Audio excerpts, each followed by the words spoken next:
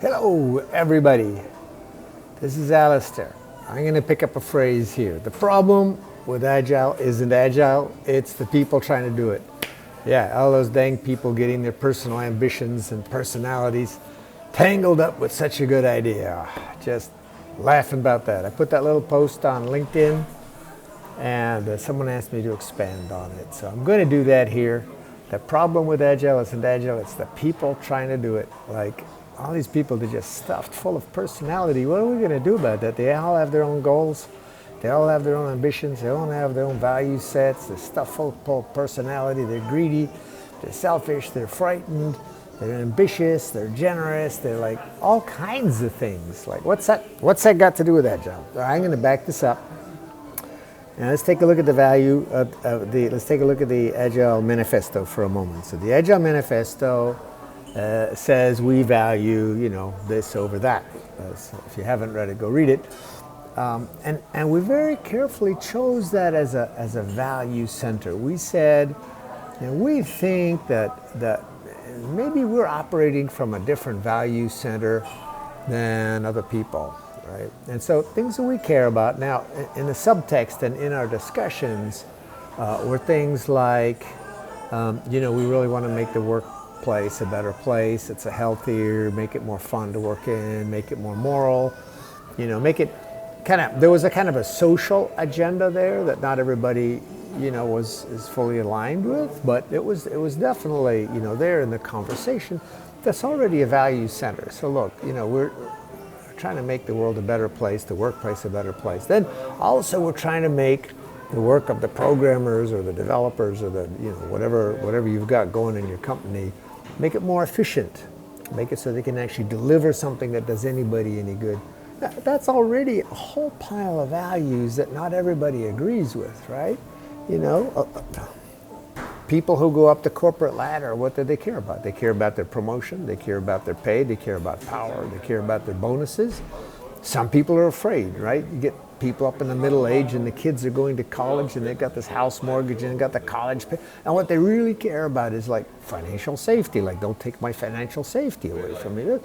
These are all value centers that people operate from, and not all of them, align with the Agile Manifesto. So we said, we care about the quality of work life, and we care about what we deliver, and we care that it actually solves somebody's problem, and we really want to have a good impact. Now, those are the underlying values, and then in order to make that happen, we say, we live in a value center where we think to make that happen, you do that by paying attention to individuals' interactions, customer collaboration, working software, and responding to change.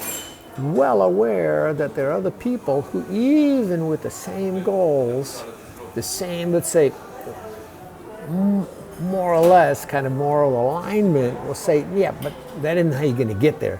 The way you get there is you have good processes, you have good tools, you have good contracts, you've got good plans, all that kind of stuff. So we said we think we sit in a different value center from those people. And after the Agile Manifesto came out, a friend of mine said, I agree with 3 out of the 4 of those values. And I said, well, that's perfect, because it shows that this is the right kind of a discussion. Where's your value center? How do you think you get good things to happen?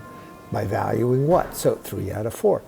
But there are people who even have a different value center in that foundational, unstated set of things.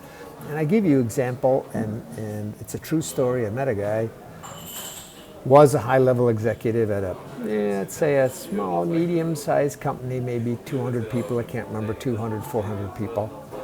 And they got bought by a big company.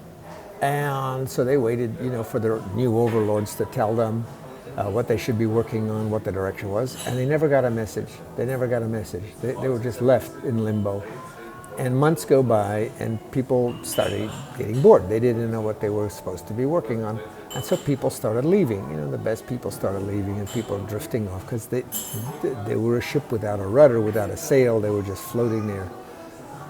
This executive finally found out, he told me, that the reason the company got bought the buying company, had an executive, probably like a CIO or a CTO category type of a person, who had a multi-million-dollar bonus riding on the fact that he had to increase headcount by 200 or 400 people. So he spent like $100 million or $50 million or something buying this little company so he could get his bonus. He didn't care what they did.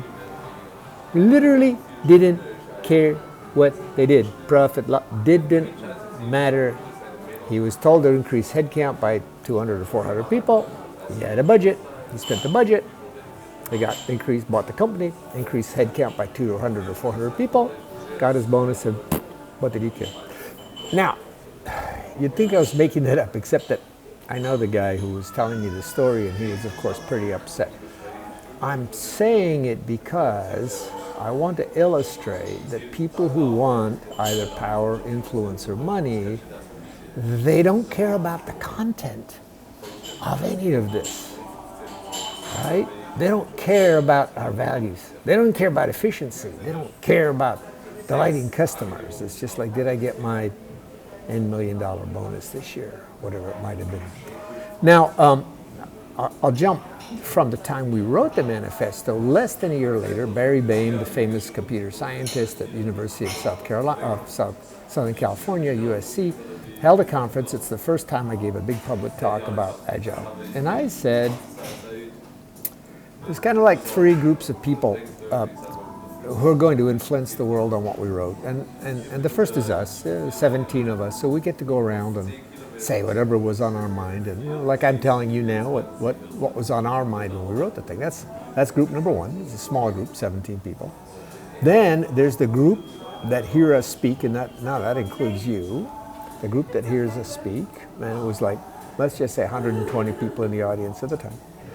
And then there's just the general mass of people who don't have a direct connection, aren't us and don't have a direct connection to us, who make up whatever they feel like out of whatever they hear and whatever they see, and they'll pervert it and convert it and misalign it and misunderstand it and misuse it, and they'll do whatever they want. That's actually the largest group of people, and I said that in January of 2002. I said, I'm using my 1/3 power to tell you what went on in that room and what we were talking about, and you guys get to be group number 2 who can at least quote us, or at least heard us, and then group number 3 will do, and they'll do whatever they do. So now, 10 years rolls by and someone says, Agile's been perverted. Agile has failed because it has been it. Agile has failed because it didn't do something. There's no it. It's a set of words on a document. We, 17 people, and anybody else who chose to sign, along with it, a few thousand people or tens of thousands of people, we have these values. We like these things. Yeah, it's 17 people plus maybe 10,000 or something like that. Yeah, there's other people, the executive, they didn't sign that, So Agile didn't do anything. And so what I said, the problem with Agile isn't Agile. It's a set of ideas. It's the people trying to use it. All those dang people getting their personal ambitions and personalities tangled up with such a good idea. And Agile's kind of 2024. Agile's kind of going down right now because a bunch of the people who wanted power said, this is cool, we get power and money out of playing with this. So they took that and did whatever they did.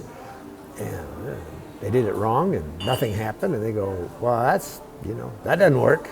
Doesn't give me any more power anymore. Throw it away, wait for the next thing to show up that'll give them power. AI, obviously AI right now. It's going to give them power and money.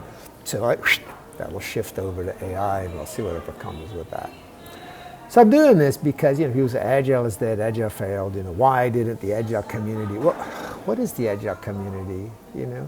When you say the Agile community, you mean the people who really were in value alignment with those of us, right? We're in a deep minority. What is that, like, about 5% of the total working population actually cares about the same things we cared about and have the same values? 5%, maybe that's a big number. Then we had a good run and we influenced some people. We failed because the greedy, powerful 80%, 30%, much bigger number of people, much more powerful, chose to use these ideas to advance their careers. And other people are maybe too lazy to read and think about it.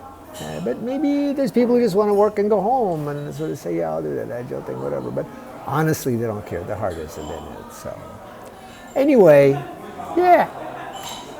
The problem with Agile isn't Agile. It's the people trying to use it. All those dang people getting their personal ambitions and personalities tangled up with such a good idea. It's still a good idea. If you happen to care about quality of work life, if you happen to care about solving people's problems, and it matches your value center to say, yeah, I think we get there by paying attention to the people, the individuals and the interactions, the customer collaboration, the delivery of value with feedback, and then responding to current conditions, you know, rolling with the punches, as it were. If you think that's the value center to operate off of in order to like increase the quality of work life and have a more effective output and deliver good things with good impact to people, then by gummy, Agile's still a good idea. It's not a bad place to start. But when people pervert it, guess what? That's people. So what I've got for you today. Have a good run.